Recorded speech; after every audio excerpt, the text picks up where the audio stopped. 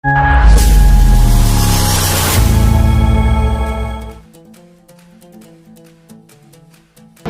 Friends, today topic is SWP అంటే mutual ఫండ్లోని SWP అంటే systematic withdrawal plan అనమాట.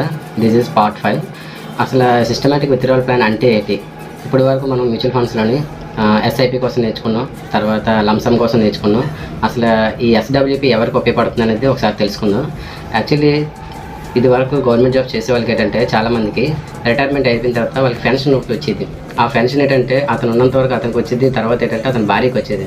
But ఇప్పుడున్న పొజిషన్లోని ఎవరికి కూడా పెన్షన్స్ అనేవి రావడం ఆపేశారు. Almost central government, state government అన్నీ కూడా పెన్షన్స్ అనేవి క్లోజ్ చేస్తాయి.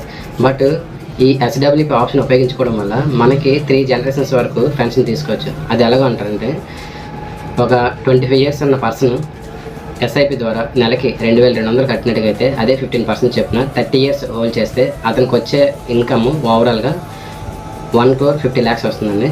సో ఆ 1,50,00,000ని SWP ఆప్షన్ సెలెక్ట్ చేయడం ద్వారా, అంటే సిస్టమాటిక్ విత్డ్రావల్ ఆప్షన్ చేయడం ద్వారా నెలకి 1,00,000 తీసుకున్నా కూడా అతను ఇంకో 15 years హోల్డ్ చేసినా కూడా అతనికి అదే 55 years నుంచి ఇంకొక 15 years హోల్డ్ చేసినా కూడా 70 years అవుతుంది. ఆ 70 yearsకి ఏమవుతుందంటే అతనికి ఉన్న క్యాపిటల్, ఓవరాల్ ప్రిన్సిపల్ తీసుకోగా కూడా ఇంకా మిగిలేదు అతనికి 3 crores మిగులుతుంది.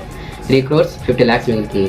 సో అదే 3,50,00,000 ఇంకా అతను ఇంకొక 20 years హోల్డ్ చేసినా కూడా ఇంకా 5 crores మిగులుతుంది. సో ఇదేంటంటే అతని తర్వాత అతని భార్య తర్వాత అతని పిల్లలు కూడా తీసుకోవచ్చు అనమాట. దీన్నే సిస్టమాటిక్ విత్డ్రావల్ ప్లాన్ అంటే. దీంట్లో ఏంటవుతుందంటే మనం ఏదైతే ప్రిన్సిపల్ పెడుతున్నామో ఆ ప్రిన్సిపల్లోని FDలో పెడితే 8% చెప్పిన తీసుకుంటే 1,00,000 వస్తుంది. బట్ ప్రిన్సిపల్ అనేది పెరగదు. బట్ ఇక్కడ ఏంటవుతుందంటే FD ద్వారా కాకుండా SWP ఆప్షన్ తీసుకోవడం వల్ల మనకి ఎవ్రీ మంత్ 1,00,000 తీసుకుంటున్నాం, ప్లస్ క్యాపిటల్ మీద ఎప్రిషియేషన్ పెరుగుతూ ఉంటుంది. సో దీనివల్ల ఏంటవుతుందంటే మన క్యాపిటల్ ఎప్రిషియేషన్ అవుతుంది, ఆటోమేటిక్గా మనకి ఎవ్రీ మంత్ పెన్షన్ కూడా వస్తుంది అనమాట. This is SWP. Thank you friends.